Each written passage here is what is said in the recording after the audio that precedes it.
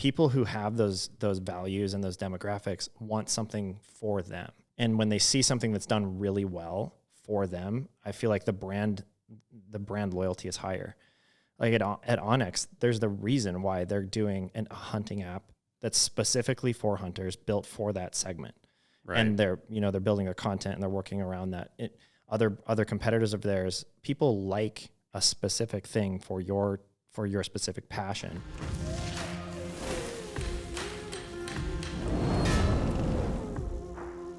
So thanks for coming out, man. Sure.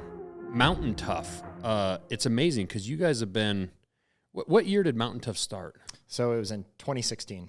Okay, so a few years before we did, but I remember Mountain Tough. I'd go visit Stone Glacier's, shop there in Bozeman. Yep. And there was a Mountain Tough gym right next door. That's right.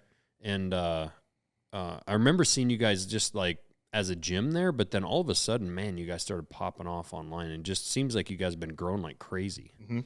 Yeah. So it started out as Dustin, the founder, just training people in the park, because he and I'm sure he'll come tell the story here, so I'll keep it fairly short. Yeah, go ahead though. But he came to Bozeman after being in Africa, building orphanages, came back to Bozeman, and started Mountain Tough, just training folks, and had this idea that I think that hunters need a D1 or Olympic level training program for these intense hunts. One, keeps you, the injury rate goes down, the effectiveness of the hunter goes up. Right. And so, we just started training people there in the park, eventually opened a gym, and then it became very clear that, there could only be so much growth there, but they started really diving into video content and realized that with their director of content, Nate, who's just incredible, he's been there since the beginning, they could deliver that same type of training at a nationwide level. And so they started building out online programming. Yeah. And then it's just started to really ramp up. They ended up closing down the gym, which was actually a fairly controversial thing because of the community aspect in Bozeman. Yeah, I'm sure. But because people really, my wife was a fitness instructor here in Missoula, and when we hired her full time for another year, she kind of drove to Missoula and kept teaching her classes. Right. Quite honestly, it was a huge pain in the ass, and she really didn't like the drive, but she kept doing it because of her people, and she felt really obligated, and she really enjoyed her people. But then finally it was just too much and she quit. But like, people become really attached to their facility, and then also the people that really, it's not as much the facility, though there's some really nice gyms out there. But it's about the culture and the people that are within those gyms and the instructors and all that. Mm-hmm. People build an identity Yeah. around that culture. There's a real camaraderie. I mean, quite honestly, I think some people maybe struggle to meet or get friends in their daily life. Maybe they're so busy with work and whatnot. Or like if you move to Missoula, and you move into an apartment in town, I mean, the best way to start meeting people probably is to, a gym or a bar. True. And it seems like the gym, you meet more like-minded people. Obviously, those are people in there getting after it. Right. It's definitely a different mentality than meeting somebody over a drink. Yeah. So you guys closing down, I'm sure that was a kind of a bummer. It was really hard for folks. I think it was the right decision though for the business, and the community. Mountain Tough doesn't want to lose that communal aspect in the local area, which is why we're doing more events in Bozeman. So Tough Fest was one of those events that happened in June, doing more things that are active in the community to try and facilitate that. But from a business perspective, our ability to reach customers, which is the ultimate goal of Mountain Tough, is to take care of hundreds of thousands of people and make their lives better, make them into better humans, make them into better mountain athletes. Yeah. And that matter of scale on the app is exploding, because we have our training facility, our lab, as we call it, is purely for testing out programs, testing out workouts, really understanding the effectiveness of our programming before we release it into the app, and then filming. And so keeping it focused like that, laser focused like that, has increased the quality, increased the output, increased the customer acquisition. It's been really great. So before we get into the app, what's your role with Mountain Tough? So I'm the chief marketing officer. So I oversee all things marketing. I've only been there for a little under, just hit the 6-month mark. And before then, I was at Onyx Maps for 7 years, directing growth and marketing engineering. So my role at Mountain Tough is to kind of take over a lot of what Dustin was trying to do too much of. As a founder, I'm sure you know how important it is to delegate. Yeah. And so right now we're I think at kind of a really good point at where I've learned enough about the org, learned enough about the team, the product, and Dustin's feeling freed up. So now he can focus on more things that the founder should be focused on: vision, other specific projects that he wants to laser focus on and provide a ton of value. Yeah. Whereas he couldn't before because he was so spread thin. Yeah. So where did you grow up? Missoula. I'm a local kid. Okay. Just under Snowball. Oh, really? Quarter mile up the road from Snowball. Where'd you go to high school? Big Sky. All right. Did you play sports in high school or? So I played a little bit of soccer, but my main sport was Olympic-style Taekwondo.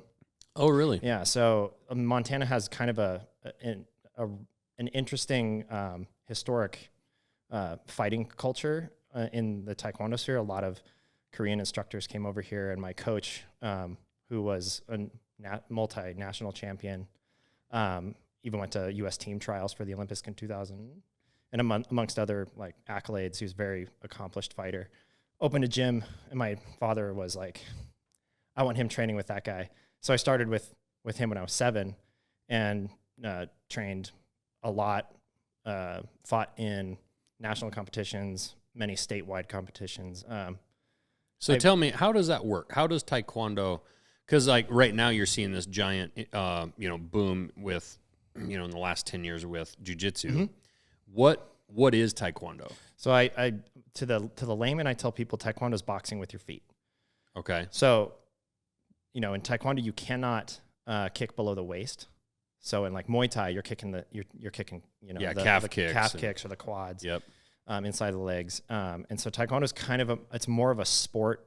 I wouldn't use like Olympic-style Taekwondo on the streets. Right. It's very much more of a sport aspect. It's very regulated. You can't hold, if somebody kicks at you, you can't actually like hold their leg and then attack them. Yeah. So it's very kind of regulated. So it's very acrobatic because of that, where head kicks, spinning head kicks are many more points than body kicks. So it's a really cool sport from that aspect. And it's evolved over the years. You see some Taekwondo athletes in MMA these days, but it's not as much of a cage fighting sport. It doesn't translate as well. It's not as applicable. It's still applicable, but I would say that, most Taekwondo athletes who do enter the UFC are always supplementing, and that agility always comes into play. You've seen some really crazy good Taekwondo athletes in there. There's been some crazy kicks. Like the guy who runs up on the cage and roundhouse kicks the guy in the face, that famous one. He was a Taekwondo athlete in my division long time ago. Really? I never fought him, but so it was a cool way to grow up. You guys were wearing headgear, right? Yeah, because full contact knockout wins. Once you're old enough and you're a black belt, you can knock people out to win. Really? What age can you actually do full contact? So I think it varies per state. But nationally, full contact, I believe, starts... does it start at 17? I don't remember, and that's probably changed by now. Probably because you were knocked out. Never knocked out in a competition. In the gym I have been, but... Really? Yeah, got caught lucky. Did you compete at all worldwide or mostly just nationally? Just in the U.S., yeah. I never competed internationally. What states did you find that you had like the most like trouble, like you ran into people who were like the most legit? Were there certain areas, pockets of the country where maybe it's a certain gym or... So California has a super strong martial arts culture. A lot of really, really talented martial arts come out of California.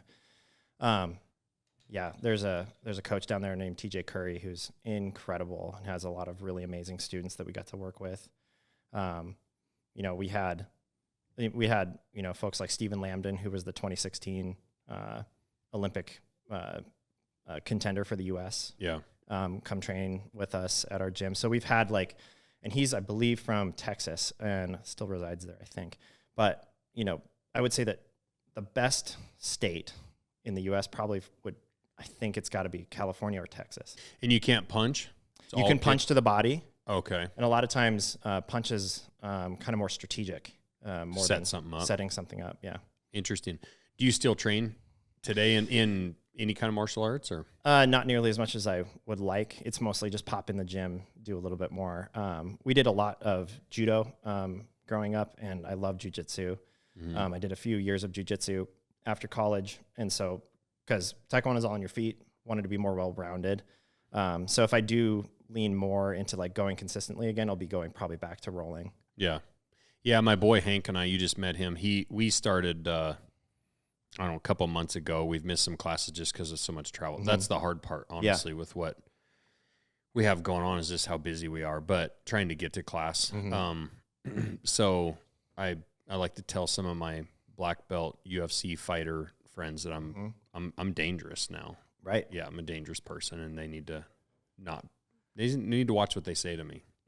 Especially owning a knife company, they might not see it coming. Yeah, I mean, 2 months in. I mean, 2 months is a long time, and I own a knife company. You're right. So I'm dangerous, and at any point I could cut them. That's right. So, what you did? So did you go to college for any kind of like for Taekwondo at all, or did you just went to school? Did you go into for marketing or? Marketing was my degree. Yeah. So I started a Taekwondo student group at the U. Taught there. Go Bobcats! Oh man. Are you a Bobcat? Of course. Oh man. Yeah. Maybe we'll have to have a match after this, and we'll see. Do I get to use a knife? Do I get to use a knife? No. No. And you can't punch me in the face, and you can't kick below the waist. Fair. But I get to use a knife. There you go. My choosing. So you heard it here, folks. Marketing school here at the U. Mm-hmm. Yep. Okay. And where was your first job right out, or was it into Onyx? So I worked at I sealed a job at a marketing automation agency in Bozeman before I graduated. So as soon as I graduated, I went over to Bozeman, worked there for a while, ended up not loving that particular job. And then, eventually I ended up back in Missoula at Onyx. So kind of like a year, within a year and a half, I was at Onyx after college.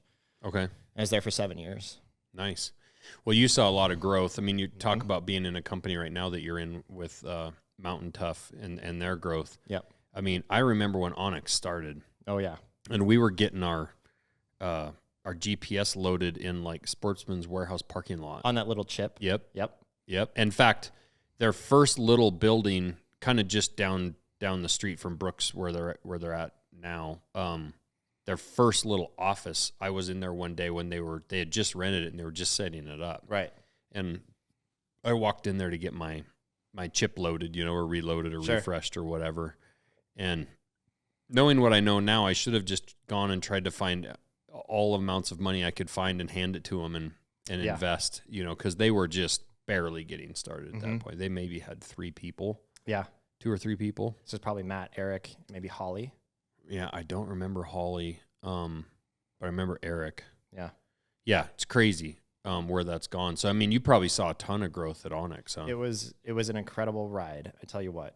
Not only just like selfishly for my career, seeing that much happen in a short amount of time and being able to work my way up in that sort of environment, but seeing that kind of growth and high-paying jobs coming to Montana, and then also the technology aspect was wild, because the mobile app technology is pretty complex.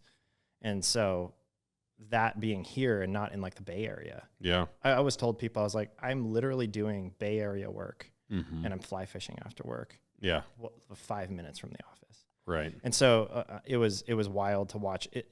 The thing about a company growing that fast, and I'm sure you're seeing this too, is adding people adds complexity, adds process. Right. And so Onyx managing that while managing the technology at scale was wild, because they were growing so fast. They had to rebuild so much of the technology before hunting season hit. It was like if you don't fix this matter of scale in the code, and then hunting season hits, we will go out of business. Yeah. Because everybody will be mad at the software and won't work, and they won't use this next year, what's going to happen. So much pressure on that seasonality aspect, plus the growth was happening so fast. It was almost like playing catch up all the time. And even now, they've kept that kind of hustle culture where they're always being pushed, always trying to push the envelope, whether that's on technology, their marketing strategies. how they grow. They're a very motivated organization. I'm really proud of them. And they've got people chasing them now. Like in the beginning, right? It was just them. I mean, they were really groundbreaking. Really were. And now, I don't know that anybody's really close, but there's definitely a couple companies out there that are chasing them. So it keeps you on your toes. I mean, I think competition's good. You got to keep running. I have friends at company like Go Hunt, always encouraging them. I think competition breeds success in what other org. There's more than enough to go around. Right. And especially with scalable technology. Yeah, for sure. So how did you meet, the Mountain Tough guys and end up in your position? Yeah. So I was very comfortable at Onyx, had a very good job, being the growth director there.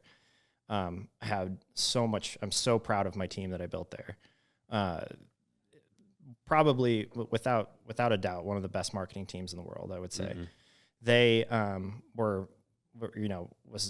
they were keeping me there. I wasn't unhappy at all. Mm-hmm. But when Dustin approached me, I was like, wow, this opportunity is kind of my dream position. I definitely wanted to be an executive at a company at some point. And it actually happened a little faster than I thought it would. Mm-hmm. So a lot of it was, do I leave this amazing organization that I've kind of built from the ground up, been there since an earlier part in the org, and is it time to branch out? And I kind of looked at the whole thing, and I really respect Dustin. Right. I respect what he had built. He has a great reputation in the industry of just being a good person as well. So knowing who your boss is, check mark. Mm-hmm.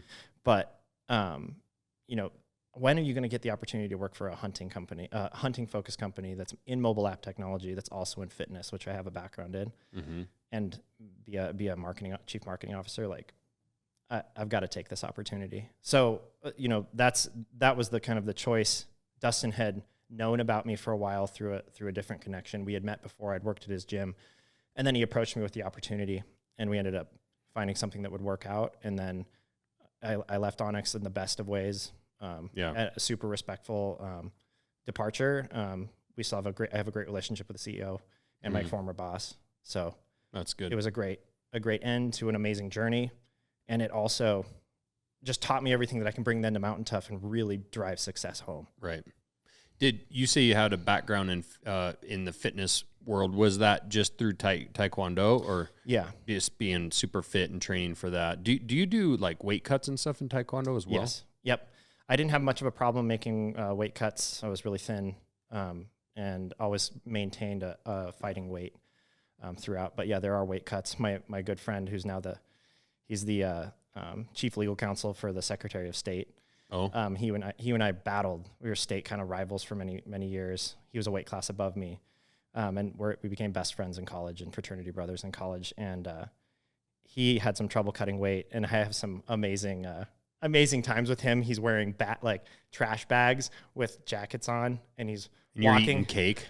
Yeah, I'm just chilling. I've already made weight. Yeah. It's easy. And we're just walking back and forth in the hot Dallas sun because we're fighting in Dallas.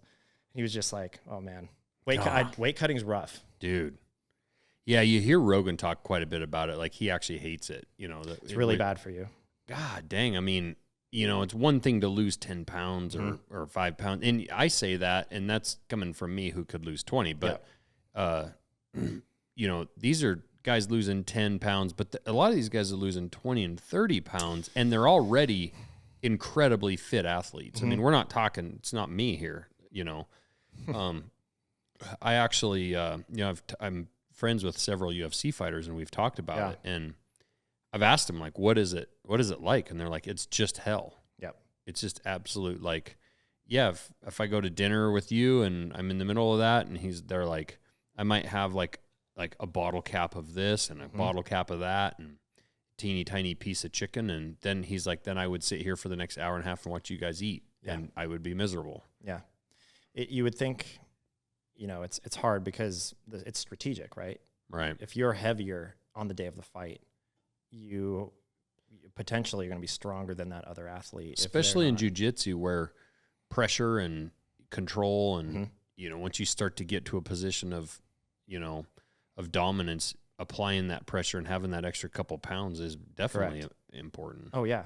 that guy has to move 5-10 extra pounds, it makes a difference, especially in those big championship rounds, five round fights or 5 round fights. Yeah. 5 minutes each. Yeah. My God, that makes a huge difference. Yeah. Yeah. It's crazy. What, I don't know, like, I'm curious, what does that do to the body? I mean, what does that do to the brain? I mean, because, like you say, if you're walking around with garbage sacks on, or you're literally jogging in a sauna on a treadmill, I mean, what is that lack of water doing to your body? So in the cutting that I don't have a medical background to be able to say exactly what it's going to do to your body, but I can tell you from when I have cut weight, it's very draining. I definitely, which is why I tried to maintain a natural weight that was way closer to the actual weigh-in, because I performed far worse when I cut weight. And I'm sure there are negative benefits probably to the fighter. But then again, if it wasn't effective, people probably wouldn't do it, right? So I think it just depends on the fighter. It depends on how you want to prepare. How do you want to, Conor McGregor fighting in 2 different weight classes and winning 2 different belts. He obviously did that first. He looks gaunt in that weight cut. Right. On that what weight class was that? Feather? I can't remember where he was, but there's got to be the negative benefits there, but they may be outweighed by the advantage that it gives you. I would also say that there probably needs to be studies done on the long-term effect. If you cut weight once a year or a couple times a year for fights, what's that effect on like your liver, on your organs? Because depriving your body of so much water cannot be good over the long term. I don't know. And like Rogan says, I mean, if you were to weigh guys, every 2 to 3 weeks, and you had them weigh in 365 days a year, there was a random weight check that popped up and you didn't know when it was going to be, people would end up they would just have to live at a certain weight that physically they just wouldn't be able to do it. And they might cut a little bit at the end, but you just would have to be at a certain weight. And then you would actually really be assigned a weight class. So then there's that's an interesting solve. There's really no point in cutting weight at that point. In fact, you might find guys trying to gain just a little to there again, be actually at the top of that weight class. Yeah. You would be trying to do that instead of, you're trying to be in the top now, but you're cutting to get down to it where you might gain 3 or 4, 8 pounds or whatever it is to get to the top. Yeah. I think that it's going to be interesting as the science starts to, come out as they study this stuff. I'm sure people haven't. It's been more common in wrestling for longer than UFC's been around. There's got to be data that suggest at least starting some sort of different policy. Sure. So with the app, with Mountain Tough, it's interesting because I think especially during COVID, and it seems like Mountain Tough just somewhat on accident, right, hit it really, really right with COVID, because didn't the app come out right around the COVID time? Yeah, it came out pretty close, and they had just started doing online programming around that time. Okay, and so like we actually set up our own little Sornex home gym here, and I know you guys have Sornex equipment at the lab. Bert Soren that owns that and whatnot. We had already we were putting in a little bit of a home gym anyway, and then COVID just happened to hit. So it was actually bad timing for us because we were doing it regardless. Sure. But then, dude, during that time, you could not find a set of weights. You couldn't find a bench. I mean, I think we went without a bench in our weight room for like 5 months. Wow. Because like everywhere you looked online. Gone, or they were absorbently expensive. Because people were buying equipment to work out at home. But there again, they're buying equipment to work out at home, or they're buying weights or weight set or whatever, treadmills. But, and I'm this guy, like, you don't know what to do. Like, you can have it all, but you don't know how to program yourself, what to do, how to actually set up an effective program. And that's really where the apps come in. So talk about how you guys do that, and do you provide different types of workouts for body types or for particular activities you're trying to prepare for? Sure. So Mountain Tough is split up into kind of 3 categories. Body weight only. So all you need is to go outside or have a space to move.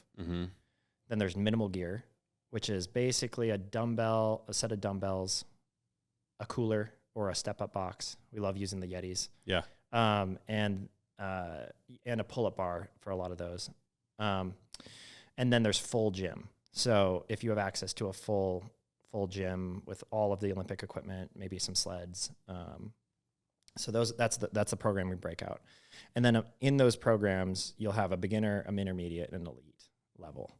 When you start, we also have these programs that are, again, within those specific categories. So there's the on-ramp series, which if you're just getting off the couch, you can start on those series. They're much less intensity than the Mountain Tough workouts that people are kind of know us for, which we don't want to lose that, but we recognize that there needs to be an on-ramp to that level. Yeah. Somebody has to be able to start. Exactly. So there's the on-ramp series, then there's the foundation series, and then there's the standard programming. If you go through on-ramp, then foundation, then you can pretty much jump into wherever you want to go. There's different types of programs. There's one specific series that's timed per the month. So right now is the tail end of the preseason programming. And the preseason programming is specifically to get you ready from May to August to get ready for hunting season. Yeah. But then during hunting season, we have a during hunting season program to maintain your strength and keep you mobile and moving well. And after that, it's like a strength program. Post-season, you probably lost a lot of strength hiking through the woods and not doing as much lifting or strength training. Then after that, there's spring training, and then you're back into preseason. So that whole year series is our flagship product for backcountry hunters. Not just backcountry hunters do it. We have a lot of firemen and a lot of military that do it. We have military-specific programs, kettlebell programs. We're going to come out with a really cool new program with Go Ruck using their equipment here soon. So there's kind of something for everybody, but we really focus it on mountain athletics with a really high focus on longevity. You can't get injured. So you see in some CrossFit, and this is not talking bad about CrossFit. A lot of respect for that. CrossFitters suck. They are definitely high intensity like we are, but you'll be doing, a lot more workouts that are definitely more prone to injury. We try to focus the programming on making sure you do not get injured, because our goal is so that you can be hunting into your 80s. Right. That's the ultimate goal of Mountain Tough. We look at our customer, in 30, 40 years, we want them still doing what they love in the mountains. Or if they're a military operator, they can operate for as long as they want at the highest level without getting injured in the gym. Sure. A favorite thing that CrossFitters do? What's that? Talk about CrossFit. Yeah. Tell you about CrossFit. CrossFitters definitely have a bad stigma, sometimes for good reason. It's actually becoming that way with jiu-jitsu. I think you're right. I think jiu-jitsu is the new CrossFit. Because even though I've started jiu-jitsu, I haven't actually posted on Instagram or done any of that, because I don't want to be that guy. Because let's face it, I'm 2 months into something that I'm terrible at. There's nothing. I'm not proud of anything I do in there. I'm just a beached whale, and I'm just worthless. And so, but part of it too is I don't want to say anything about it, because I just don't want to be that guy. Sure. Because everybody is talking about jiu-jitsu, and it's just the thing to talk about. I think that everything that gets popular will inevitably spit out a stereotype. Yeah. If you're in the gym and you see the big bodybuilders yelling and being obnoxious while they're working out, there's your stereotype, bodybuilder. Yeah. And then, you have your CrossFitter that's way too cocky and intense and then is injured. Yeah. Yeah. The gym I go to here is the SBG gym. And it's funny because they have t-shirts, they're SBG t-shirts, and super nice people that own it. They're awesome. Becca and Gus are great. And I would love to wear their t-shirt around to promote their gym. The problem is if I feel like a poser, I don't deserve, it's a jersey you don't deserve to wear yet. Yeah. Because I don't know anything. So if I'm wearing that around, then I'm going to get the questions like, oh, you go to SBG, you're jiu-jitsu. And then they're going to automatically start thinking that I know something or I am something. Yep. I'm like, I don't think I'm going to be allowing myself to wear their t-shirt until at least one little stripe on my white belt before I can do that, at least. Perhaps that would help the stereotypes if more people had that humility. Yeah. It's they need a different t-shirt that I can promote in a different way of like an SBG white belt or something that like I'm SBG, but I also suck, and I'm telling you I suck. So Jiu-jitsu Padawan, jiu-jitsu trainee. Yeah, training wheels here, diapers. So isn't that the one thing about jiu-jitsu and martial arts that I love is that you're an expert in many things, especially like, you know, once you get into your adult years and you're specialized at something or you're very, very competent at something. And then you go into jiu-jitsu and you're a complete beginner and you feel just like a rag doll on the mat with somebody who does not look like they could ragdoll you on the ground. It's very humbling. That's the one thing I think that is so positive about it. And I hope that people maintain that humility, because there's always somebody better. There's always something you can learn. You can't help but have that humility when you're in there, or you quit. Right. Because you can tell and talk or say whatever you want to say, and you can be the most fit mountain tough guy you want to be. Yeah. Be 6'3", 240, and just bad to the bone in the gym, and walk in there and have a 125, 30-pound woman beat your ass. Yeah. And it's incredible. You know, they're not throwing punches in there and they're not kicking, but she can hold you down. Right. Like, and it's actually like, it's mind boggling. It actually shows you, really, when you go in there, it shows you just how incapable you are. And a lot of the way they teach and a lot of what they talk about is really what you're doing is you're trying to provide a chance for yourself to be able to escape the situation and get out. Exactly. And take off. Like, they talk a lot about what you're looking for is enough space to then break contact and get out of this bad situation. That's right. But if you're going to be in it, then close the distance and actually pull it in tight. And then ideally be able to hold someone down until help arrives. Exactly. Right. And, you know, it's funny because I know Leah Stumpf, she's a black belt jiu-jitsu gal, teacher up in Kalispell, and she talks about one of the first things that she has to do with people that are leveling up is she kind of has to just see where their skills are at. And she'll get some great big guy in there, and she's like, I always dread it because, you know, they're going to go a million miles an hour in the beginning. They're going to be rambunctious. They're going to wear themselves out. And she said her move usually in the first kind of round of it is to just hold them down and let them struggle and wear themselves down before then she starts to, like, actually kind of wrestle with them. Yep. But it does show you that, like, you could get into a random little altercation with somebody at a bar that doesn't look like much and find yourself in a real bind. 100%. You know, you just can't judge any book by its cover. Yeah. And at the same time, like, I feel like people don't realize the danger. You can be a very competent fighter, even like an amazing fighter, and you get your head hit on concrete, you fall backwards, you trip, somebody throws you down, and you hit your head on concrete, you might be debilitated for the rest of your life, or a vegetable. Which is a big reason why in jiu-jitsu, you know, you're really encouraging it to go to the ground. Right. If you got into something unwillingly, got into something on the street, you know, downtown Missoula on the sidewalk, the best thing you could do, if you have to be involved with it, is to basically pull it to the ground, get on the ground where you're actually already on the ground, and then get them into a situation. That's what a submission's all about. As long as there's not a friend there that kicks you in the face while you're down. That I always tell people in martial arts when they get like that high level of confidence. I've trained a lot of people in my life, and it's like, you don't have anything to prove. If there is an altercation, you're way better off just getting out of there. Yeah. Like put your ego down. I do not want to see you hurt, you know, at a bar fight. Like, is it really worth it? And that's what they talk about a ton. They're like, because that's the X factor, right? A weapon comes in, another friend, a person, whatever, punch, kick, whatever. Like, you know, unfortunately, it's not quite the good old days of just one-on-one until it's over and then you have a beer. You know, there seems to be that guy there. So, yeah, and I think that's where a lot of martial arts in general, I don't care what martial art it is, if you say you're in Taekwondo or you're in karate or whatever it is, doesn't matter. People assume that it's all just about fighting or guys that want to fight. And really everything that they teach in there is for being in shape, being capable, some self-confidence, and frankly, being able to get yourself out of a situation and escape it. One very wise thing that my coach said to me once was, a black belt knows how to avoid a fight before it even starts. And so you're being perceptive about what position you're putting yourself in. If you know, a lot of times people get in altercations because somebody's hitting on their girlfriend or says something mean to them, or, you know, whatever. It's almost like having the foresight to be aware of those type of situations before you get in them. So you can, one, prepare or avoid them altogether. Yeah. There's certain bars and even downtown Missoula where I know where those fights start. It's always a good idea to go home by midnight. Yeah. You know, after midnight, things go south.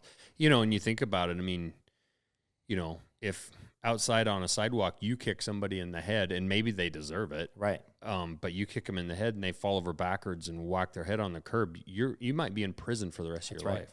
That's right. They're huge consequences. And you actually know, they would argue in jail, that you actually knew your abilities. That's right. You're actually more liable than probably just the drunk dummy. Yeah. You might get lawyered. Yeah, for sure. So yeah, no, it's all really, really good. But you know, it is interesting. People love talking about it, and I also, it's also the ice bath. Oh yes. The ice bath is the other thing. If you haven't done an ice bath unless you do it on Instagram. That's right. You have to prove it. We're pretty obsessed with the ice baths at Mountain Tough too.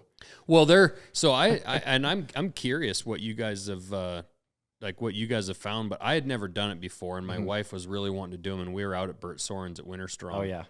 And they were doing the ice bath stuff out there. God, I'm blanking on his name. Laura Zara's boyfriend. Gosh dang, he does the breathing. Oh, can't remember.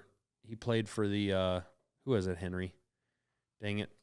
He's a nice guy. Anyway, he was doing the ice bath stuff, and they had a sauna set up there. And my wife was like trying to get me to do it, and finally I'm like, all right. And I hate cold water. Yep. Like, I'm not getting in the lake unless it's 100 degrees outside. I just don't like cold water. So finally I'm like, all right, mindset deal. I'll do it. I'm fine. I'll do it. And I told Hank, I was like, Hank, you got to do it with me. So we went over there, and we got in there for 3 minutes the first time. And of course, I had gotten myself in this mindset where I'm like, I went from not wanting to do it to like, I'm going to do this. I'm going to crush it. Yeah. And I was like, I'm going to get in. I'm going to breathe. I'm going to do everything they're saying. Jumped in there, went down right up, you know, to your earlobes. And I immediately just was like, hyperventilated. Yeah, could not get a breath, you know. So Brian is telling me, you know, get your breath, breathe, you know. And so then you start getting it, and after about a minute, it like starts to settle in. But then the pain of like the cold starts to come, and then you start getting past some of that. And finally, at 3 minutes, he's like, all right, hit the sauna. So we jump out, we go into the sauna. Of course, that feels glorious. We're sitting in there, and what is mind-boggling to me was the sensation that started to come over your body and in through your brain. Like, it literally felt like I was getting high. Yep. It's euphoric. It was euphoric. It was crazy. And I'm like, holy shit, this is wild. And so how many oscillations did you do? So we sat there. I can't remember how long. We sat there a while. Got to where we were sweating. Sure. And then we got back in another 3 minutes. Yeah. And that time, like, got in, no problem, breathe, did the whole cold thing for another 3 minutes, then got back in the sauna, and again, even just crazier rush and high. And then the last time we jumped out, he just had us get in the water for probably less than a minute, somewhere right in there. And then you dry off cold.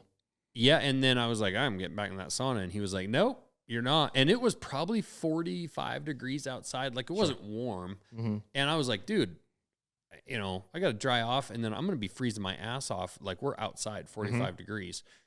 Dry it off. And he's like, no, we're going to let your engine. Your internal, warm you up. Your internal engine. And I got out of that ice bath kind of cold, and I started drying off. And before I got completely dried off with a towel, I started feeling warm. And by the time I was dressed, I felt like just completely warm and comfortable. Yeah. And I felt unbelievable. And actually, when we did this, Hank woke up that morning. Unfortunately, Hank woke up feeling really sick, like about ready to puke. He was just lethargic. And Hank's not the kind of one to like sit around. Like, they're shooting bows, they're shooting guns, doing everything. And Hank was just like, stayed in the tent a while. He was dead, right? And he did not want to do the ice bath thing. He was just, you could just tell he was wiped.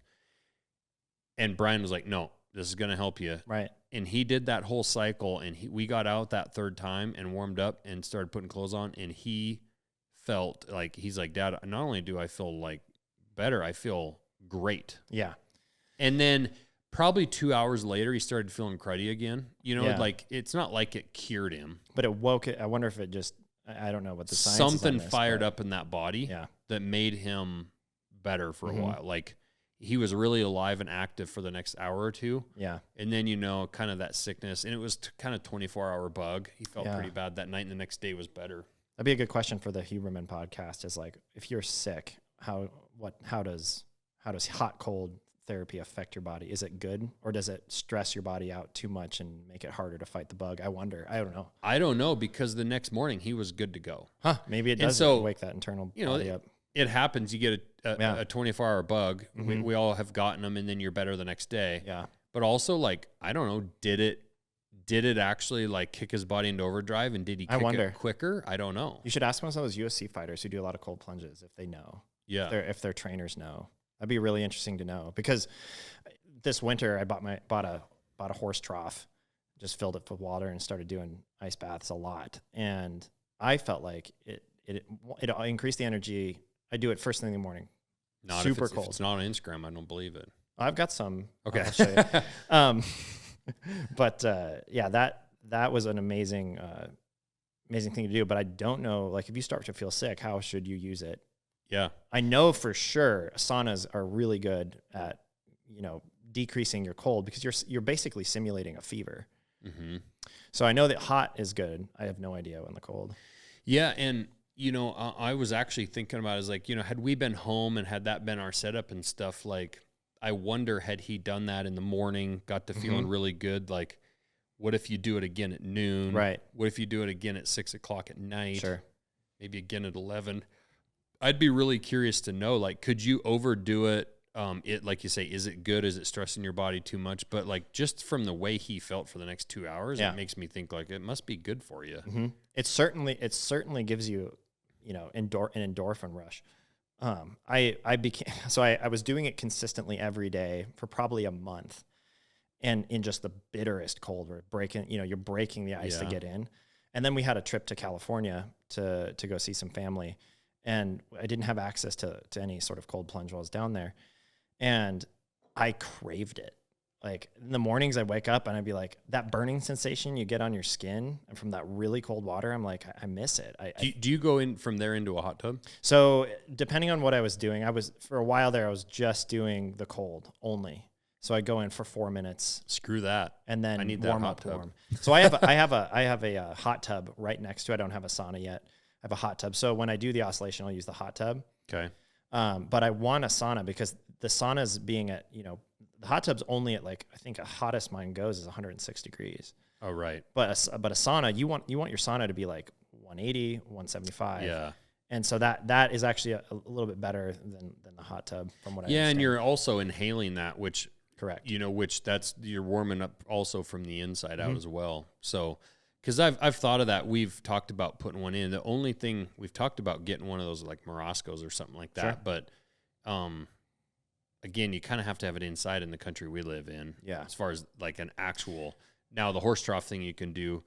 And we have that hot tub out there I've thought about using, but same thing, like it's better than nothing. It's better than nothing. It's definitely not a sauna. There's this, it's not out yet. It's only available for pre-order, but there's this Ukraine, my family's Ukrainian. So I'm always love promoting, when they're doing things. But my brother-in-law has a friend who built a company called Kaif. And Kaif is a Ukrainian word that has something to do with sauna. And it's a pop-up sauna. It's like a tent with a stove in it. Mm. And so you can just pack it in wherever and then pop it up and have a sauna wherever. Sounds pretty nice. It's a pretty cool idea. After a long day of hunting. Yeah, exactly. So I'm really excited for them to launch their product. I'm excited for their company. But that if we want something, I've thought about that too, is like, if you have this brutal winter out here, if I could just pop it up and then throw it in the storage during a storm, or just have it under the deck. Right. And then in the summer, when I probably won't use it as much, one of those like portable, easy to pack up saunas. And it's just a wood fire stove, kind of like the Kafaru tents. Yeah, those get so hot. For sure. When you're in the backcountries, like I've been in backcountry camping situations where I'm like, I'm not sleeping in that tent again with you. I'm just, I have to get out of here. It's so hot. Well, that's how a wall tent is. I mean, they get so hot. Yeah. I mean, we were we were wall tenting. It was like 20 below at night, and you walk into sweating. that tent, and it was just a literal sauna. Yeah. Yeah, but they also get real cold in a hurry. Yeah. The minute that stove's out, it's like gone. Yep. There's not a lot of insulation in those. Yes. But, well, so are you still doing the cold plunge then?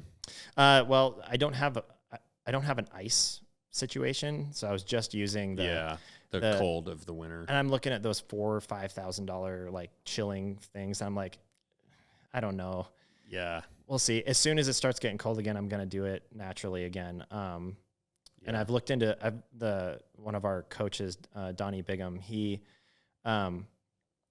has like 75 water bottles like these, just frozen, and then he'll just freeze them every time he goes, and then he just dumps them into his cold plunge. So that's that. I was considering that as an option. It's definitely a little bit more effort for sure. It is a little bit more work. So we'll see.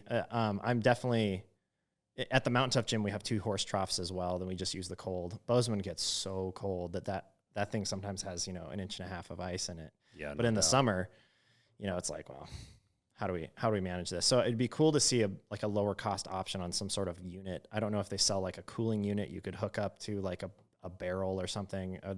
These $5,000 gizmos are a little outrageous. Yeah, for sure. Rogan's selling a lot of those for people, even if he's not. I've seen the one he used. Even if it's not the one he's using, right? Just because he talks about it so much. I think that one is like $14,000. Yeah, that he's in. Yeah. It's ridiculous. It's crazy. Yeah, I was down there last week, and I was chatting with a couple of his guys there, and they were talking about how cold that one is because it's that constant flow. Because that was the thing. Yeah, I've seen him hold up the big sheet of ice. Yeah, before he gets in. When I was at Winter Strong, you just get there and you just sit in that tub and gets to a certain point where like it's pretty bearable. Mm-hmm.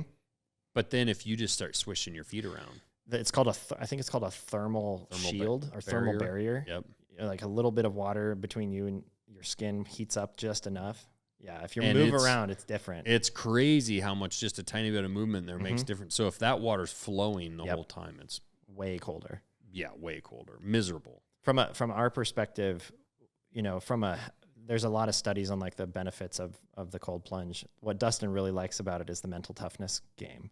Yeah. Where you look at that cold plunge every morning, you do not want to get in, but you just break that inner bitch, right? And you just get in. That it's real for sure. That's 100%. I think that's a ton of it. And learning how to breathe when you get in there. Also, I don't know that anything's really ever actually changed with your body. It's completely mental at that point. Like you can't tell me that after a month of doing it that like all of a sudden your body's changed in some big way that you can now breathe in cold water. You've just learned how to master it. Similarly with Mountain Tough, we see that athletes who are extremely fit will go into the woods with somebody who's not as fit but have a different mentality, and they're out hunted by maybe the less physically adept person, right? But their mentality is just different. How they handle stress, how they handle the defeat of not seeing anything for days. So what kind of work do you guys do to lay out these programs? Do you guys get in that gym and test a lot of different workouts together, run people through things? How does that work as far as putting the programs together? So the employees are working out every day.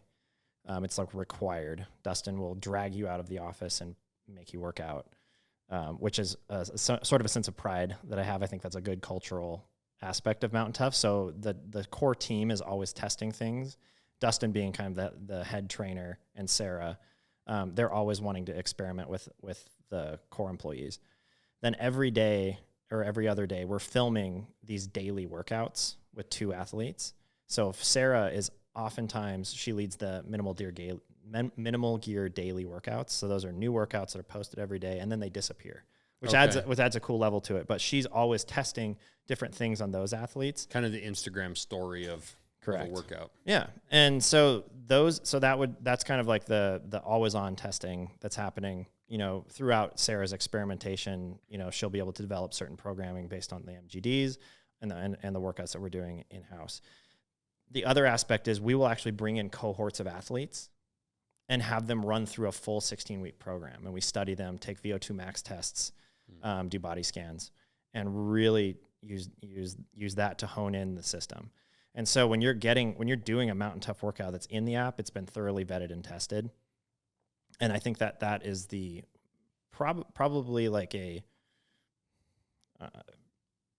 like something that's very different than most other programs. Yeah. A lot of programs, like a trainer will look at you, assess you, and develop a good program based on his prior knowledge, which is awesome. It's nothing wrong with that. But it's really cool to know that before that thing has gone in the app, we've tested all the workouts, made sure that they're safe, make sure the injury rate is low, what prehab and rehab are fit into the program, so that like the next day, if you do a really high intensity day, how you're feeling the next day is very specific because of what we've learned from the tests. Yeah. So I think that high quality, people start to really recognize that, especially people who have fitness backgrounds will see that in the Mountain Tough programming and be like, wow, this is very well thought out. Do you guys have, like, if you go in and it says, hey, we, 5 sets of 5, bench press, blah, blah, blah, blah, blah, all these different things. And then it's like, 3 sets of 7 reps of the BDL, whatever. And you don't know what that workout is. Is there a way to like click on that and watch like, okay, what is this workout? Because a lot of times there's names for stuff and it's like, oh, well, that's a shoulder press. Right. But it's like called something else. Then right. I always just called a shoulder press. Sure. Now it's called something different. Yep. So there's a section in the app called Form. And so there's specific form videos with the specific names. Like Z press, like what is a Z press? There's a video for how to do Z press. That's in the app. We also have those on YouTube as well, just for anybody to see. Pretty easy to access those.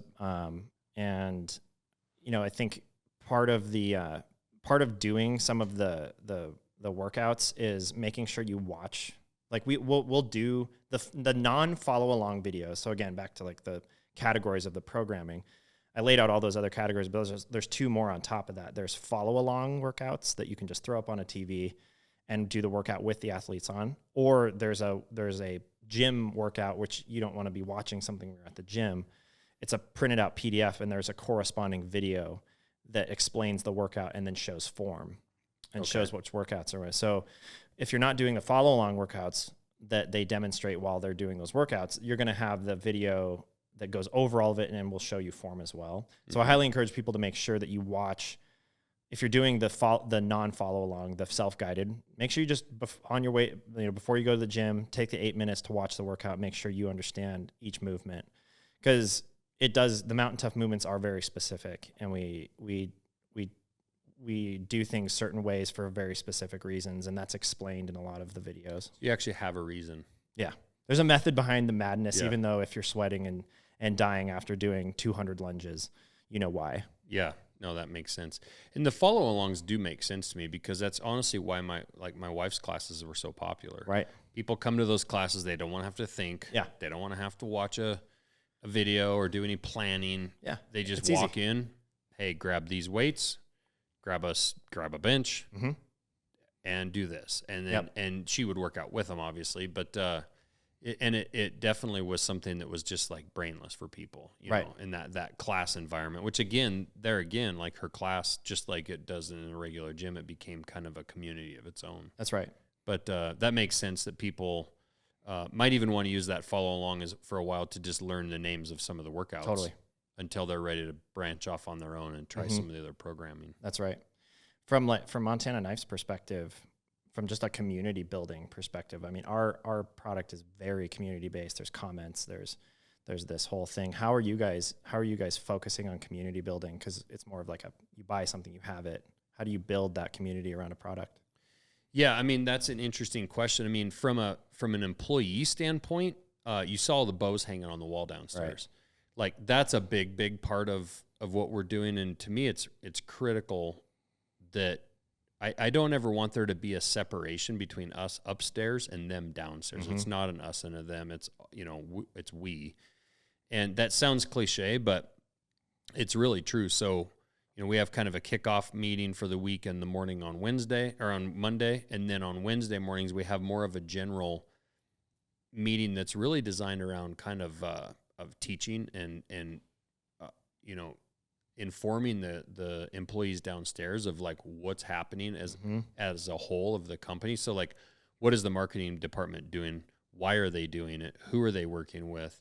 What's going on the product design side? What are our engineers doing? Right. Because then, and I honestly, I'll lay out goals that I would never say on Instagram or put out in the public, but I'm very open with them about like, this is the goal. This is what we want to do. This is how we're going to win. And this is why I think it's possible. But then I think what the great thing about that is they go back to assembling knives or sharpening. They're kind of doing that dirty work, but they see that there's a reason and a method to the madness, and this is a roadmap and a plan, right? That we have only just begun, and it's going to take years, right? But I think it's a different mindset when they go back to their bench, and also just shows that we actually care about them, and we're trying to keep them informed, because someday down the road they're going to probably be managing a lot of people under them, right? So with that being said, they go out and shoot bows a lot of times on their break. They shoot bows at lunch break. It's really, really cool. They go out and hike at night. They go up, hike Mount Sentinel. They go hunting together. Community-wise, that's great. Now with our customers, a lot of what Henry does with our video vlogs, we're trying to let people behind the scenes. Yeah. Because very few companies actually do that. And I think it's an advantage for our employees to get known a little bit on Instagram. And if they want to move into marketing, they want to move into other roles. But when we go to a show in Salt Lake, there might be customers excited to meet them, not just me. Yeah. Right? Like, I don't give a shit about being like the big famous guy at the head of the brand. Like, I would love it if we go to a show and 15 of our people have people stacked up in front of them that want to talk to them because they've seen Tristan do something or Melissa do something that they think is cool, right? So Henry highlighting our people, I think, really helps build family and culture in that way. But, that's a struggle. I'm not sure. What do you guys do? What's your, is it through the app that, like with the comments, or what else is there? I think it's a little easier for us because we have obviously like a comment section within the app. We have a community that's on Facebook and in Garmin. They kind of self-organize and do workouts together. I think you hit on that is the employees doing things together and breaking down barriers builds camaraderie. I saw that at Onyx. It was actually pretty difficult because of certain departments having a far different competency than other departments. And it's hard to understand, especially as things get busy and going and as company grows, making sure that engineering understands why marketing is doing what and marketing is doing and marketing, may not understand why product is taking a long time to do something because it's a huge struggle and it's a weight on this other department. But if marketing doesn't know that empathy may not be there and cause strife within the org, right? Yep. So I think both ways, like getting people together, talking, and not being in silos is super important. From a customer, like a consumer perspective, any way that customers can be together. So that's why we're doing Tough Fest. I think Bert Soren doing Summer Strong as like a more open community event is so important. And so maybe there's an opportunity for Montana Knife someday to do some sort of event where people come and connect and customers connect, and doing that digitally where it's like, it could be where, you get together and it's just like a sponsored like archery shoot or, something to bring the community together. I think it's a little bit harder for products that don't have that easily grouped together community for a specific purpose around the product.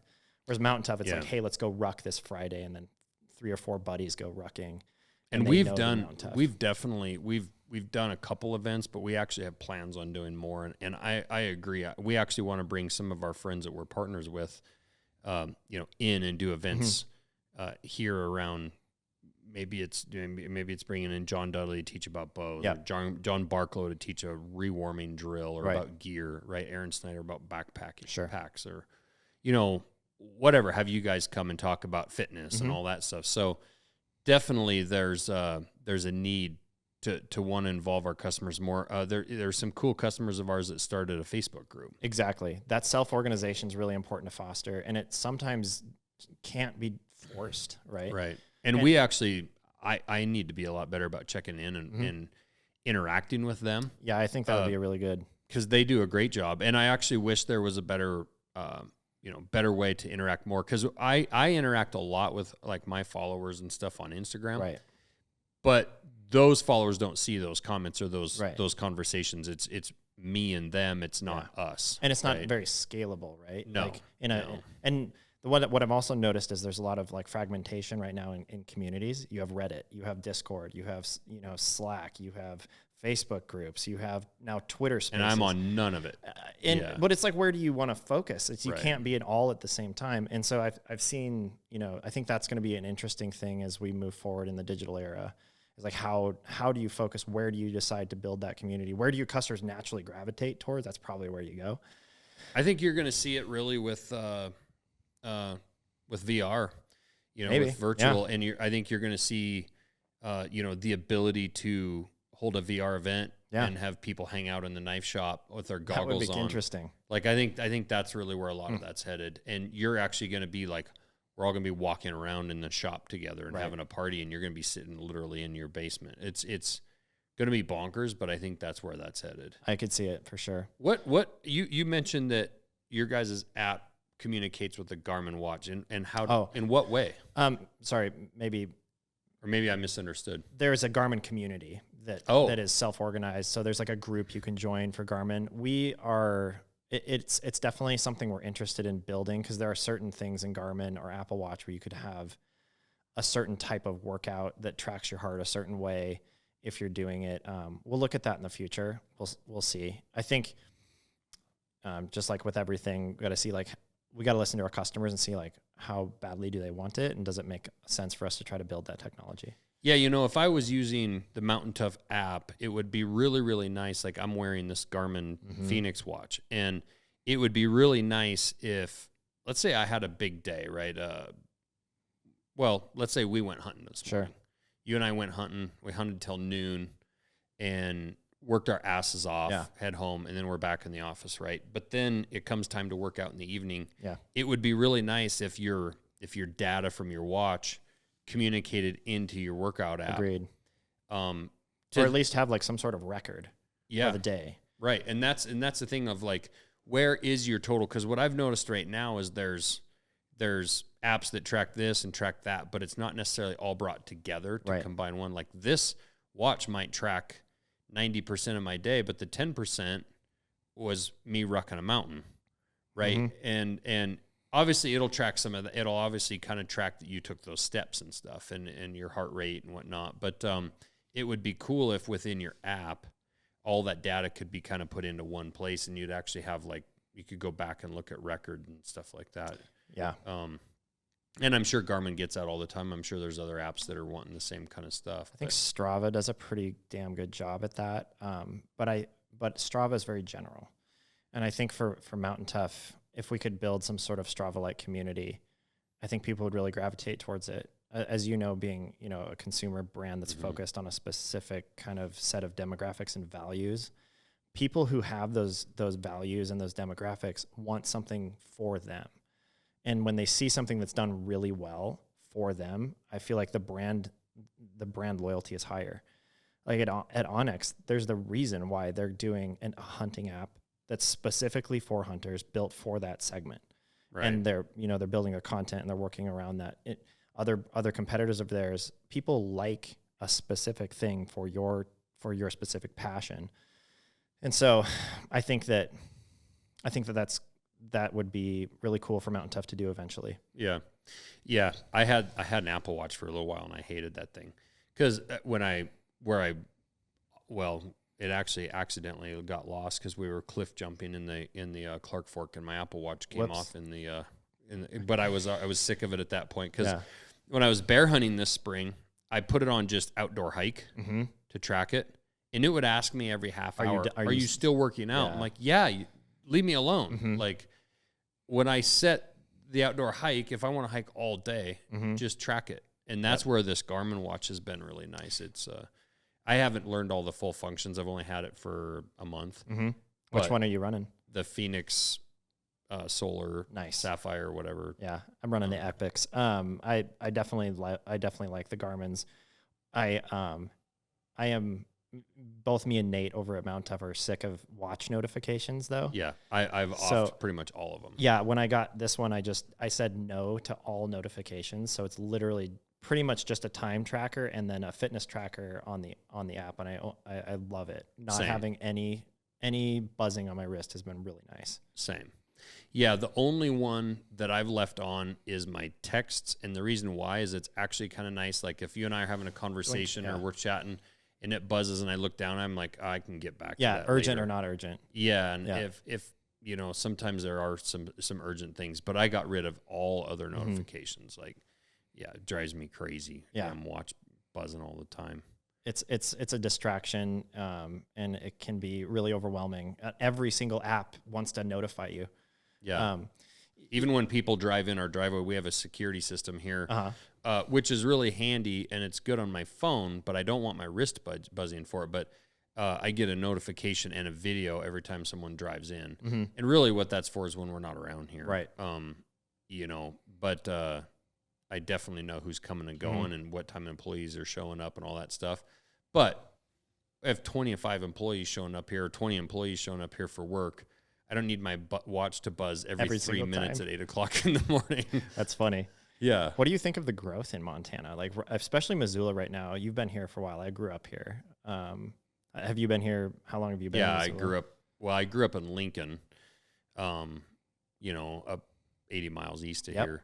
I hunted in that area before. Moved to Frenchtown when I was like 21. It was 2002. Mm-hmm. I knew it's part of why I bought in Frenchtown. Well, I not why I bought, but when I bought in Frenchtown, people would ask me like, "Gosh, why are you so far from Missoula? What's the deal? Like, that's so far. Why do you want to drive that far?" And I'm like, "It's really not that far." And I also said, Missoula.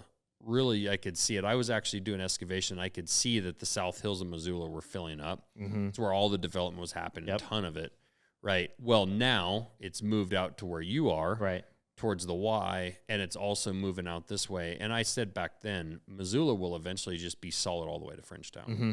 In the Missoula Valley, it's actually, if you look at you pull up your Onyx maps, or you look at a map, Missoula Valley, in comparison, let's say, to Bozeman. Yeah. The Missoula Valley is actually super narrow. It is. And it's fairly long, but it's not really. It's 20 miles long, right? And it's super narrow, and there's also a river with a lot of floodplain in it. Then there's interstate, there's railroad tracks, there's frontage roads. And the zoning is so weird. Like, there's, like, industrial areas that are, like, not really, like, home, the place you wouldn't build a neighborhood. So when you actually look at what's truly buildable and can be developed over the next 20 years, it's not actually a lot. Right. In contrast, the Bozeman Valley has exploded, but part of the reason that Bozeman will continue to explode is because it can grow for 50 miles. Time. It can go west for... I think Bozeman will be a large metropolitan area at some, maybe not metro, but like a large... I've said that it'll be years. Someday in 20 or 30 years, it'll look like Denver did, 20 years ago. Yeah. Like, it'll be a major city. Yeah. I think pretty major city. I was just over Salt there. Lake. Yeah. It's huge. There's so much. Now, the interesting thing about Bozeman is, I don't know if many people know this, but there's a lack of water. Have you heard about this? I've heard this. Yeah. So I don't know. I'm no expert at this, but from what I understand, they get their water from the runoff specifically, and they're basically on like a big giant swamp. If that water is all taken up, I think that might be the only thing that really deters growth in Bozeman is they got to figure out their water. I've heard that, and Missoula is similar. Like, I have a pond back behind my house that I dug, and it's all groundwater. Mm-hmm. So if you dig down in Missoula, so the river's running right through us, so it is fill the water tables. It does, and like when the river comes up really high in the spring, about 7 or 8 days later, overnight, like my pond will pop. Yeah, but it takes that long for that to filter through the ground and kind of fill the aquifer of the valley up under us.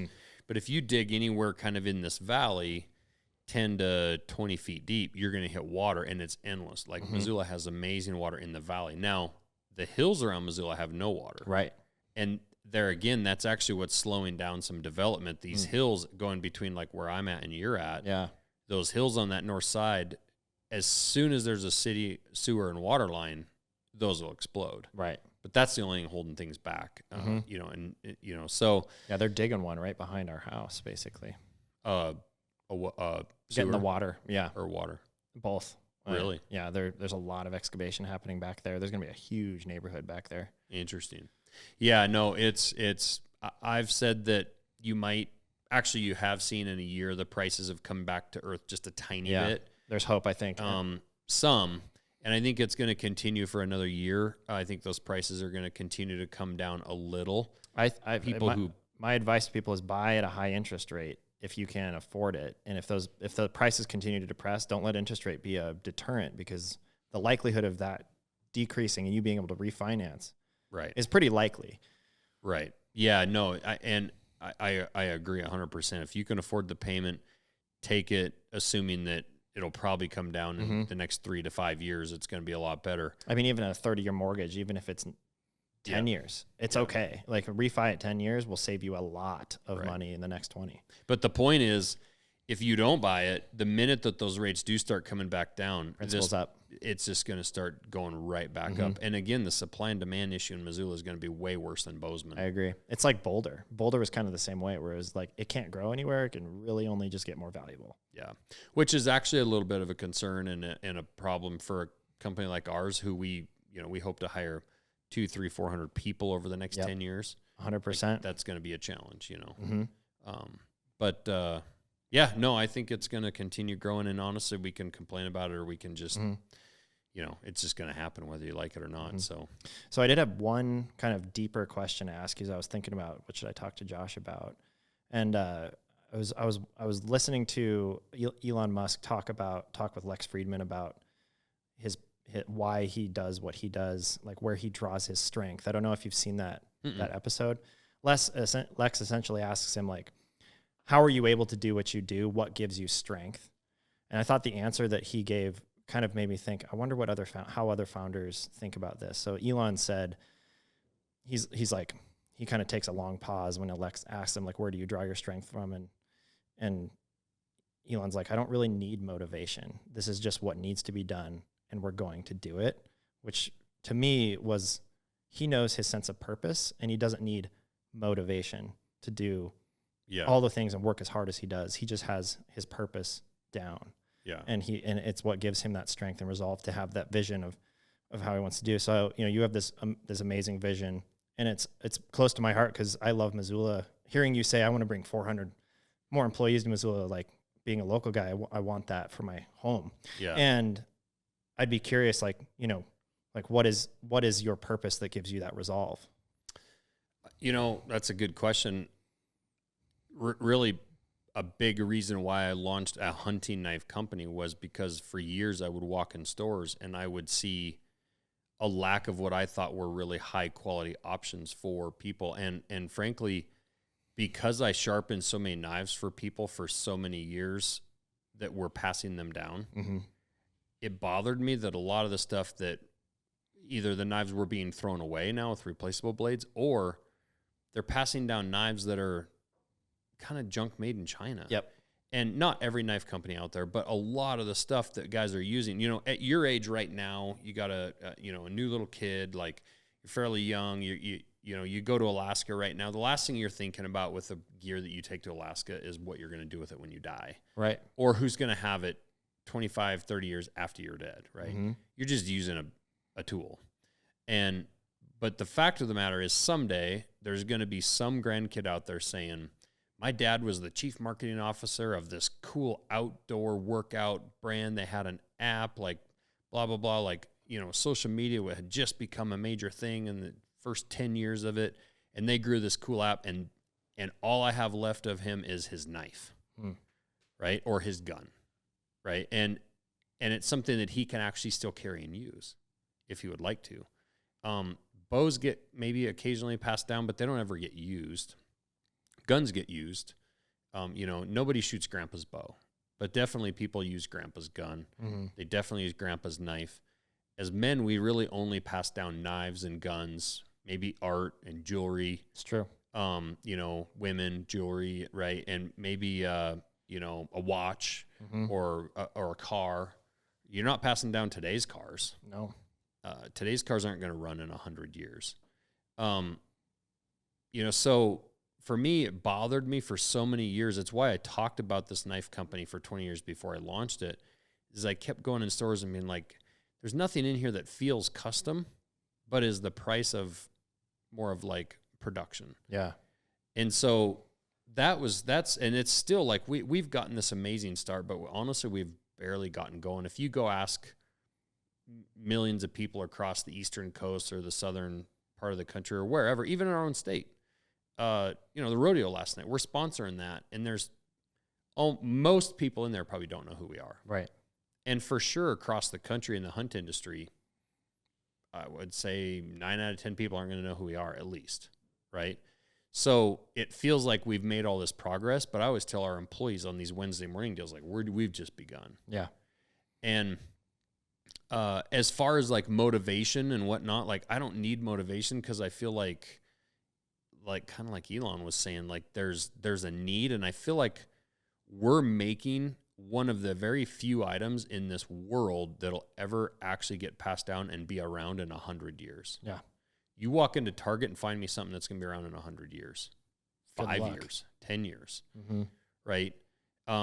We are making future artifacts, frankly, and you get to put your own experiences in this thing for years. You get to put your own experiences into it, and then you get to pass it down, and people can keep putting experiences into it, or just have it and hold it and be like, my grandfather held this. My grandmother used this chef's knife in her kitchen. Yeah. And actually the more worn out and sharpened it is, the even cooler it is, right? You see an old gun that's brand new. I mean, that's cool. I see an old gun that's all beat to hell. I'm like, man, I wish that thing could talk. Right. How many hunts did that go on? Yeah. And even watches today, you and I are wearing watches that won't get passed down. Yep. It's true. They're not the old time ticker watch. Mm-hmm. So much of today's stuff isn't going to get passed down, So, I do find things motivational, or I like things that are motivational, but I don't really need that for what I'm personally doing. And I'm also just motivated by like what's possible, Mm-hmm. And frankly, there was one specific knife maker who's a friend, but he told me what I was about to try and do in 2020 was impossible. And I love that. And every day I'm like, and I had a guy telling me part of what I'm planning on doing in the next couple of years. Just this last weekend, he owns Blade Magazine, and he told me what I'm trying to do is not possible in something else in the knife world. Yeah. And like, I'm watch like, me. But then I explained to him why I thought it was possible, and we got to the end, and he was like, holy shit, you're going to crush it. Yeah. So there's a vision there that I don't think a lot of people understand. And I think people underestimate how many people are tired of stuff like from overseas, and they do value American-made stuff. And there's a hunger. There is, and it's not necessarily the item being American-made, but like the fact that, like you just said, like that we can bring those manufacturing jobs. Like, for example, if I bought a piece of property, like we're going to need property in the next couple of years. If I bought a piece of property at the Frenchtown exit, on that, say, 20 acres, 30 acres, I could build a couple hotels. I could put in McDonald's. Yep. I could put in a gas station, all the typical things at an exit, right? Well, there's going to definitely be some jobs added there. There might be one or two manager positions that pay $70,000, $80,000, $90,000 a year, maybe. Mm-hmm. And there's going to be a whole bunch of service jobs that are fine, but, $15 an hour jobs, right? And it's going to be nothing that the town is proud to have. It's just another Hampton Inn or, That's right. Motel 6 or Town Pump. But what if we built a knife company there that hired 300-400 people with a bunch of really high-level executive jobs, a bunch of mid-level jobs, and then a bunch of entry-level positions that all can be trying to get to the mid-level and to the executive role, and that's all actually possible. And all the money that company, generates gets, the tax base gets that in their school system, and that same company sponsors Little League baseball teams and basketball teams and buys 4-H steers, and buys an ad at the football game. Yeah. And those employees go out and they interact in the community and they spend money in the community. That money is stimulus for the local economy. And that's what I was going to just say. That's just the knife company doing that. Now the individual employees are also doing that same kind of stuff, and they have kids, and you're hiring the kind of quality people that any community would want, right? So in my mind, that's what more communities across the entire country need are, you know, when you hire them, when you do manufacturing in the U.S., it isn't just about the thing, right? It's actually about what that manufacturing brings in the way of people and what it means to their community. Yeah. I wonder if, because Jocko's doing the same thing, and I'm proud of that as well. And he's really driving that home. I think that message that you just said, though, isn't as well known. Like, it's like the American made. Why is the American made so important? Because these jobs really true give us sense of pride. American made, my hometown made that, you know, like Detroit used to be this mecca of American made. And it's like, it's deteriorated so much. It's like, we could bring national pride back a lot more easily if you had something tangible that is being produced. Yeah, Ford Motor Company was something that people were incredibly proud of. Yeah, you were proud to work at Ford. That's right. You know, and this weekend will be a perfect example. Tomorrow morning will be, you know, I say tomorrow, this podcast will drop, who knows when, but Saturday morning will be the 4-H auction where the kids will sell their pigs, steers, sheep. Do they do that out at the Y? They do it at the fairgrounds. Oh, at the fairgrounds. So that's tomorrow morning, and there will be at 7:30 in the morning, 30 businesses or so that'll be in there, and they'll be buying steers and pigs and from all these kids, right? You will not hear Lowe's. You will not hear Home Depot. That's right. You won't hear Walmart. You won't hear Target. You're going to hear, you know, Northwestern Energy. You're going to hear, you know, Pro Pipe, you know, Garrett Plumbing. Right. You know, you're going to hear, you know, whatever contracting company, right? Excavation company. You're going to hear Montana Knife Company. You're going to hear all these companies that are smaller companies that are doing, you know, pretty good fire and ice. You're going to hear these names of these businesses that are local. Yep. And none of them have anywhere near the pockets of those big giant corporate businesses. True. But those are the companies that are actually supporting the local stuff. Yeah. We need a resurgence of that smaller business and communities. I think COVID was incredibly damaging too. I mean, how many of those local businesses just completely died? Right. And then were replaced by the demand was then replaced by big box stores. It's unfortunate. But I hope that stories like yours inspire the start of more of these things. Yeah. And you know, it's unfortunate because these big, huge box stores could tell their marketing department, hey, every single fair in America, we're going to donate $20 to every kid that has a 4-H animal. Because you can go to the fair tomorrow morning. You don't have to buy an entire animal. You can do what's called a bump. And you can just say, hey, little Johnny, I talked to him, and he's a cool little kid, and little Sally's a cool little girl. I'm going to put $50 on each of their animals because they're just neat kids. But I can't afford to buy their whole steer, right? And so you can just support them by $50 buys 2 bags of their feed, 3 bags of their feed, right? Well, Walmart could say, we're going to go in and we're going to put $25 on every animal in America. And that actually goes to the kids these kids are actually out, you know, doing projects, and they're doing interviews, and they're doing all these things that are going to make them actually amazing employees someday. Right. You know, so anyway, I go kind of down that rabbit hole with 4-H because I actually think it's the kind of kids that like Mountain Tough's going to want to hire someday. 100%. Like that kid that's, you know, like taking care of his cow all winter or steer all winter is going to be the kind of guy that has the grit to go in and grind at Mountain Tough or at Onyx or wherever.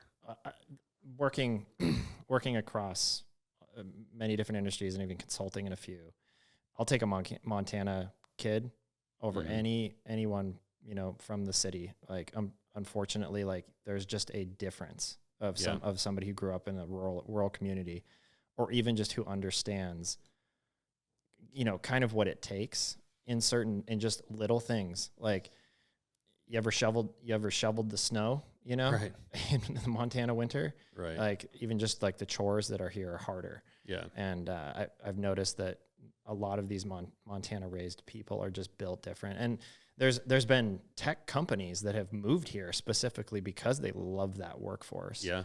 And I hope we never lose that. Well, you saw the age of my people downstairs walking around. Young. Yeah. I don't know that there's one or two over 30. Mm-hmm.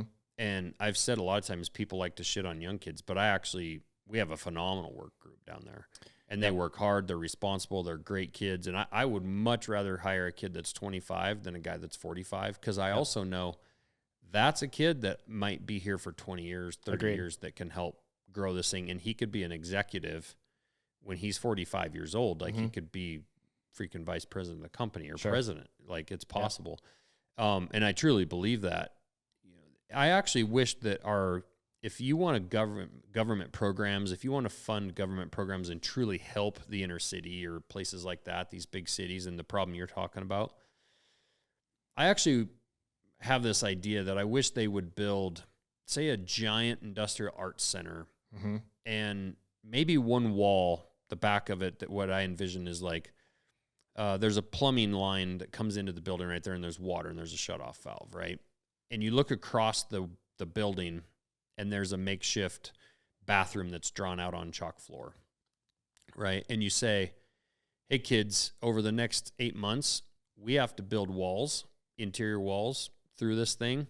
We have to plumb them. We're going to wire them. We're going to insulate them. And at the end of the year, the lights in that bathroom are going to turn on, the toilet's going to flush. And then when it's all over, we're going to tear it all out. And then the next year, the next class is going to come in. Oh, man. And, if you're a kid in an inner city in Chicago, around here, my kid, if he's really interested in plumbing or electrician work or something like that, it's maybe not easy, but he could probably go talk to somebody if he was really interested in it and go do a little ride along or go work for somebody, right? What are the options really for a kid in, the Bronx? Right. Is that really possible? And does that kid even know what a plumber is? No kidding. Period, like at all, or an electrician. And if you said, hey, we're going to run these kids through this program, and we're going to maybe do a little bit of a dumbed down version, but you're just going to come in for a week. We're going to just teach you what these trades are. Sure. And if any of you are interested, you can sign up. It's going to be free, and you can learn to be an electrician. I mean, crap, if they're producing something, it doesn't even have to be torn down. Maybe it's sold. Yeah. No, and my first knife shop. Maybe that goes into a fund that gets invested for education for those kids, and they get it when they're 18 if they work on it. That's a super interesting idea. My first knife shop is sitting right out here by this basketball court. It was built in my construction year of high school, my senior year. It was in construction class, and my classmates and I built it all through the winter from the ground up. And then in early spring, the ground was froze. There was ice on the roads, and I drug it home on the highway to my house. And that was my first knife shop. And I even bought a trailer house frame when I was moving in here, cut it down, and I put it on a trailer frame and drove it in here.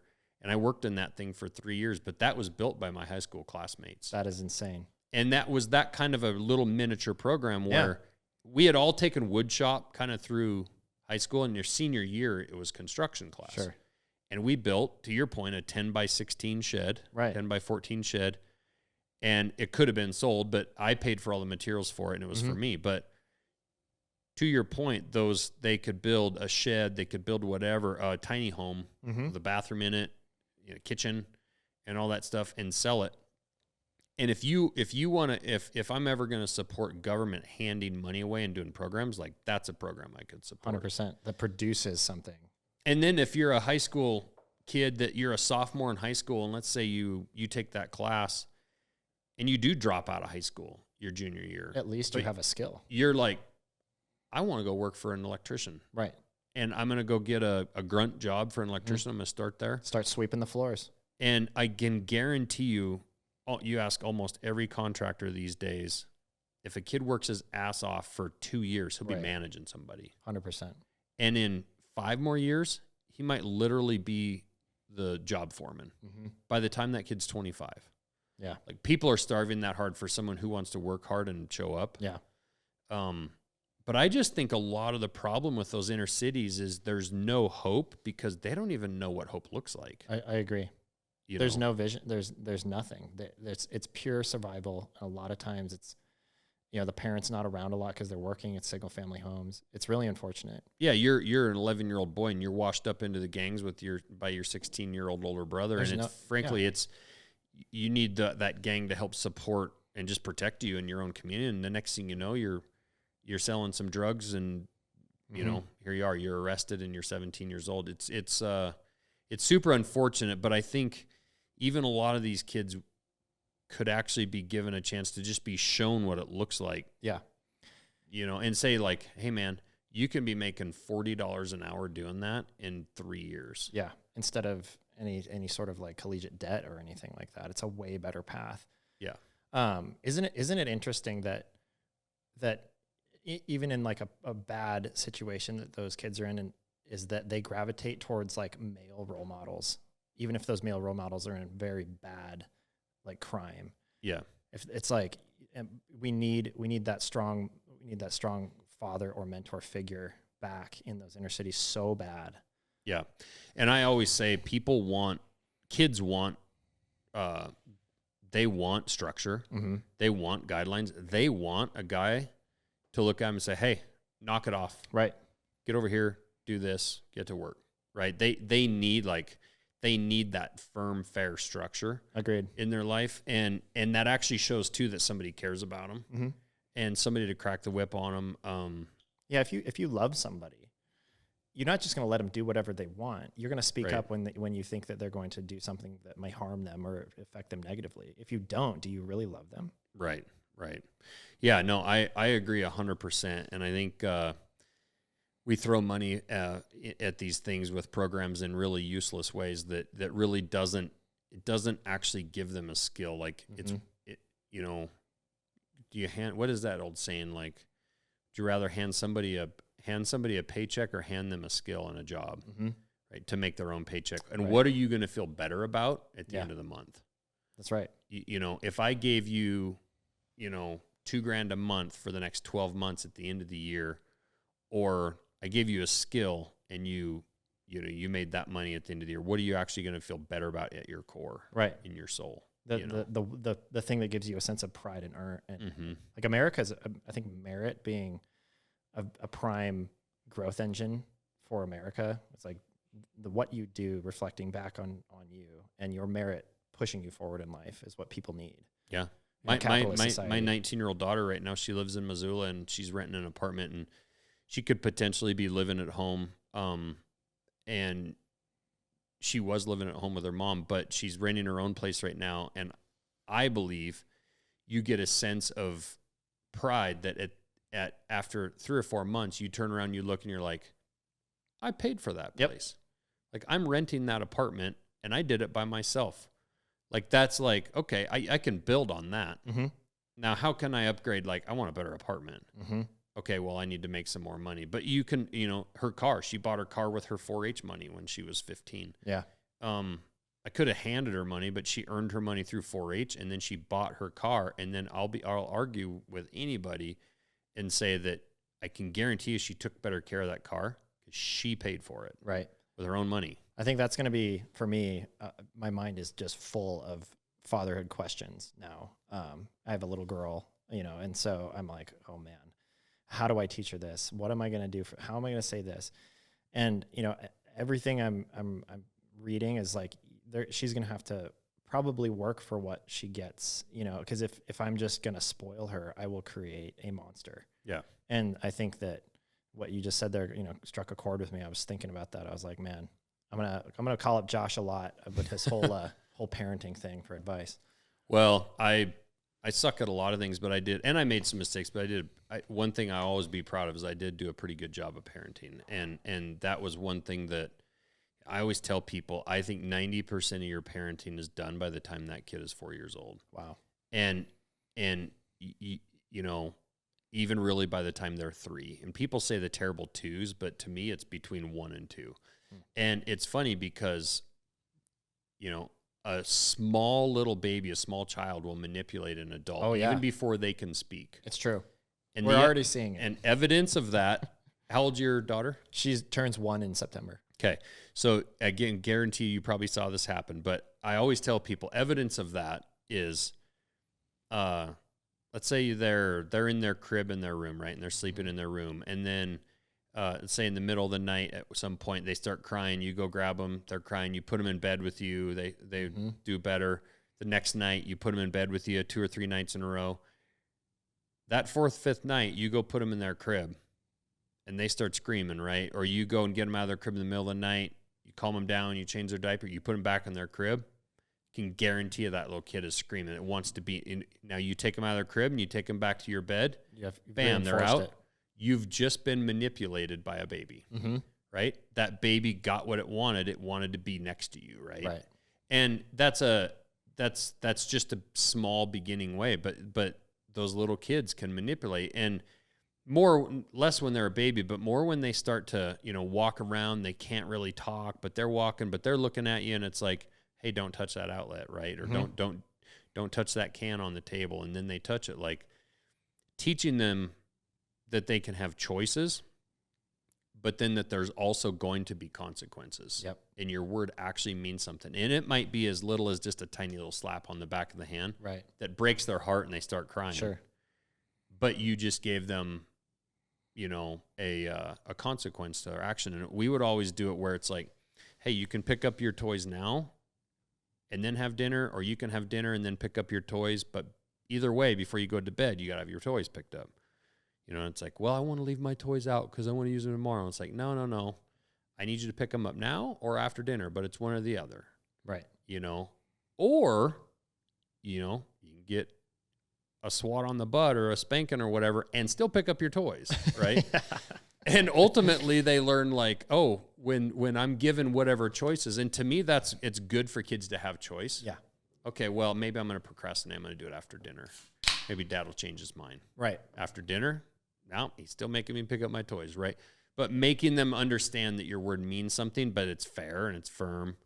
By the time they're 4 or 5 years old, they've learned how to make some decisions. They've learned that actions have consequences. They've learned to be responsible for stuff. And I think kids are way more capable of things. I mean, dude, 2 generations ago, 12-year-olds were taking a team of mules out and plowing up a goddamn field. Right. Well, look at the Amish.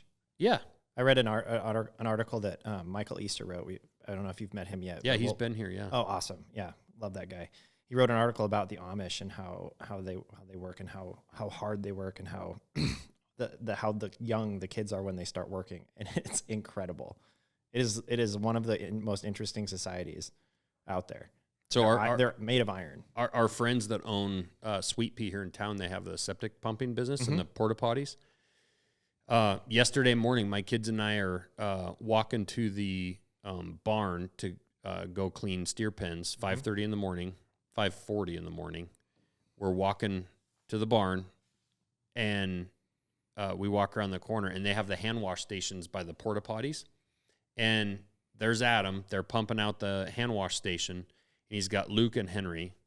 Luke is 15, and Henry's like 12. Yeah, and they're like scrubbing the hand wash station down. Sure. And they're putting stuff away and they're doing whatever. This is 5:40 in the morning.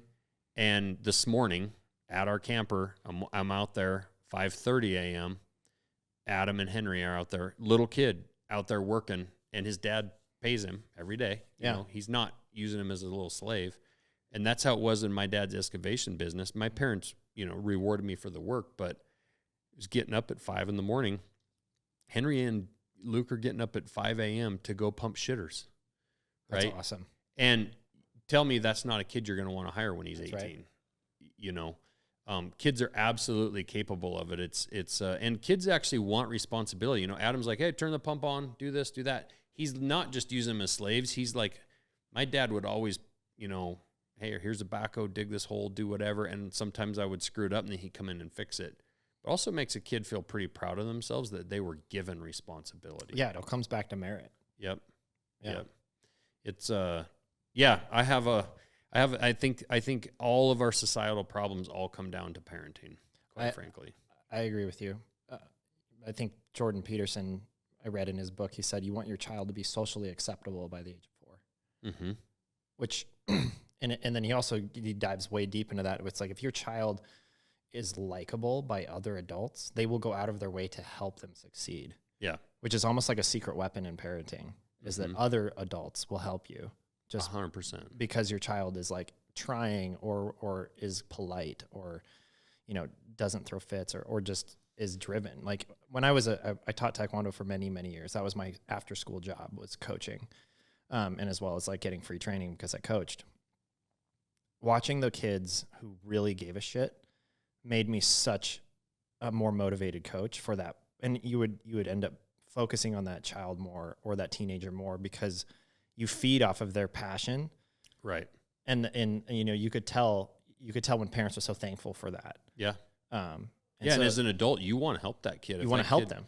Yeah. And I've seen that. I would argue that's part of why I got, as good as I got as a kid, making knives, because I think I was a pretty good kid. I was pretty motivated, but I think those adults saw that and they wanted to help me.